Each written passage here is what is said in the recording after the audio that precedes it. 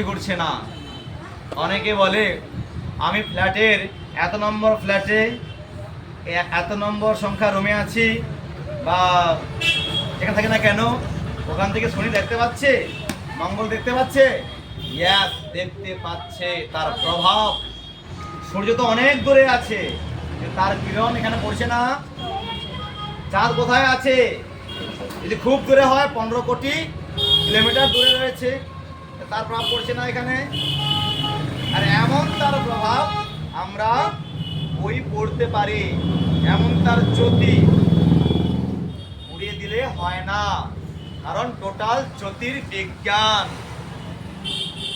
বিজ্ঞান থেকে আমাদের সনাতন তৈরি হয়নি, বিজ্ঞান থেকে আমাদের সনাতন তৈরি হয়নি। সনাতনের মধ্যেই বিজ্ঞান লুকিয়ে আছে। আমাদের আগের মুনি ঋষিরা হচ্ছেন একটা সায়েন্টিস্ট, মারাত্মক সায়েন্টিস্ট, কানাড অণু পরমাণু আবিষ্কারকর্তা। উনি আমাদের সামনে চোখ খুলে দিয়েছেন। আর্যভট্ট, বরাহমিহির, তো এনারা একটা সায়েন্টিস্ট ছিলেন। যাই হোক, তাহলে শুভাশুভ আমরা পালন করব। আধ্যাত্মিক জগৎ এটাই। আমরা এই সামাজিক নয়, সামাজিক প্রভাব নিয়ে করলে হবে না, আধ্যাত্মিক জগৎ থেকে আমাদের মানতে হবে। কেননা সামাজিক জগৎ কি বলে, ওটা কিছু নয়, সেটা কিছু নয়, এ প্রভাব পড়তেই পারে না। কিন্তু আধ্যাত্মিক জগতে এটাকে পুঙ্খানুপুঙ্খভাবে মেনে চলা উচিত, মেনে চলতে হয়। তাহলে গ্রহণ দর্শনের শুভাশুভ, শুভটা বলা হচ্ছে মেষ কন্যা, মেষ কন্যা তুলা ধনু মকর রাশির দর্শনে শুভ। আমার একজন জ্ঞানী পণ্ডিত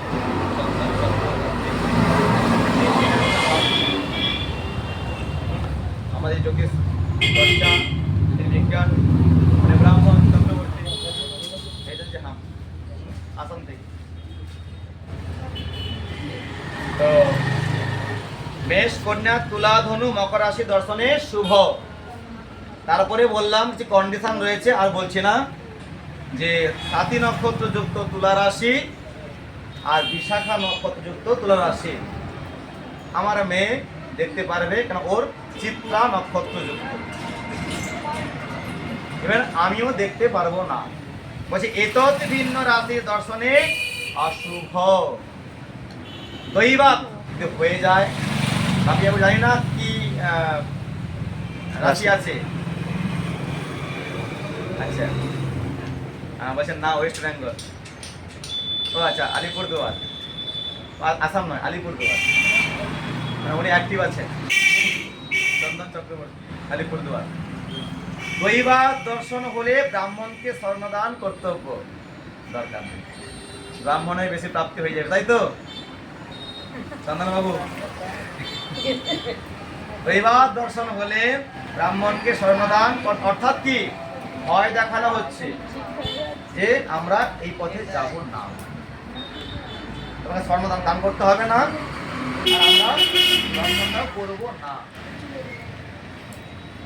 দীক্ষিত গণের, আচ্ছা, এই যে আমরা জপ ধ্যান করি, গুরুদেব সময়ক্ষণটা যদি আরেকবার বলা যেত তাহলে খুব ভালো হতো আমাদের সকলের জন্য। সময়টা আচ্ছা বলে দিচ্ছি। হ্যাঁ ঠিক, পরবর্তী সময় যদি শুরু করেছেন সেই জন্য সময়টা আবারও বলছি। গ্রহণ স্পর্শ বা আরম্ভ, সেজন্য আবারও বলছি যে আমাদের খাওয়া দাওয়ার সব গুছিয়ে নিতে হবে, আর কোনো পাক দ্রব্য আমরা রাখবো না। এমনকি কুসংস্কার নয়, এটা সংস্কার। পরে বলা আছে, আর বলবো যে পাক দ্রব্য রাখা যাবে না, বা জলটা আমাদের ধরতে থাকে না, জলটাকেও ফেলে দিতে হবে। সকালবেলা আবার নতুন করে জল নিয়ে আমরা যখন উপবাস করি, এভাবে তো করতে হয় আমাদেরকে, সুচিতা, এই জলটাকেও ফেলে দিতে হবে। ফ্রিজ সহ বাংলাদেশে ফেলে দাও, অত বুঝিয়ে বলতে পারে, এত বুঝিয়ে বলা সম্ভব নয়, কারণ এগুলো বলতে গেলে আবার চলে যাবো সেই গোড়ামিতে চলে যাচ্ছি। তো সুচিতা পরিষ্কার পরিচ্ছন্নতা বজায় রাখতে হয়, মালের দায়িত্ব আরোহী। রাত্রি 9:57 গ্রহণ স্পর্শ বা আরম্ভ। গ্রহণ মধ্য হচ্ছে রাত্রি 11:41, একদম মধ্য গগনে গ্রহণ। পূর্ণগ্রাস স্থিতি 1 ঘন্টা 23 মিনিট। গ্রহণ স্থিতি 3 ঘন্টা 30 মিনিট। আর আমরা কলকাতা সহ ভারতবর্ষের সমস্ত অঞ্চল হতে এই গ্রহণ দৃশ্য করা যাবে। এবার আসছে কিছু মন্ত্র রয়েছে, থাক। গ্রহণ দর্শনের অন্যান্য যে স্থান রয়েছে, কারণ আমার এই লাইভ বিদেশেও যাচ্ছে, তাই আন্টার্কটিকা, অস্ট্রেলেশিয়া, এশিয়া, ইউরোপ, প্রশান্ত মহাসাগরের পশ্চিম ভাগে, ভারত মহাসাগর ও আটলান্টিক মহাসাগরের পূর্ব ভাগে দৃশ্য হবে। গ্রহণের স্পর্শ আমাদের অনেক ভারতীয় বা আমাদের বাঙালি বিভিন্ন দেশে ছড়িয়ে ছিটিয়ে আছে, তাদের কাছে এই রিপোর্টটা, তাদের কাছে না পঞ্জিকা আছে না কিছু আছে, এই রিপোর্টগুলো তাদের জন্য।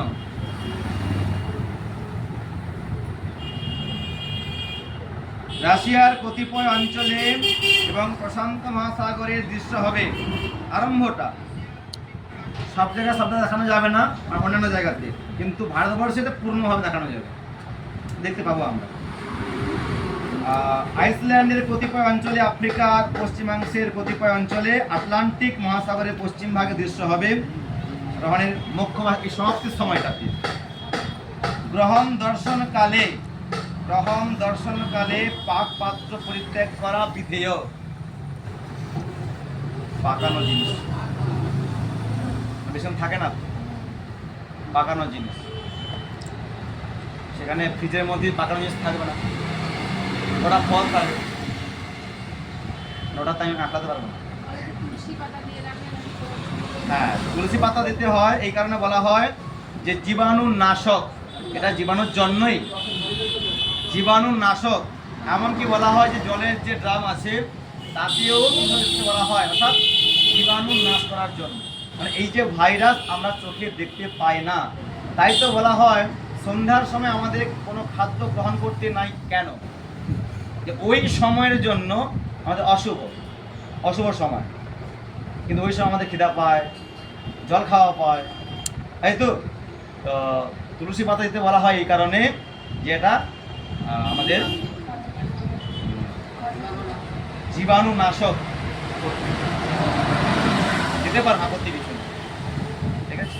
আচ্ছা, এটা নিয়ে আর কথা বলছি না, এবার শুরু করবো গীতা, তাই তো।